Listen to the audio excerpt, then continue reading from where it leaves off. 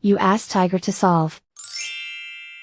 This deals with linear equations with one unknown. The final result is x equals -3. Let's solve it step by step. Simplify the expression. Expand the parentheses.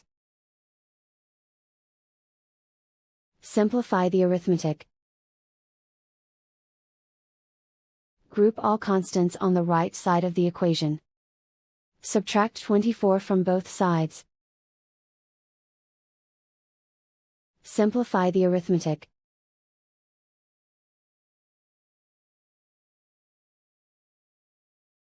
Isolate the x. Divide both sides by 3. Simplify the fraction.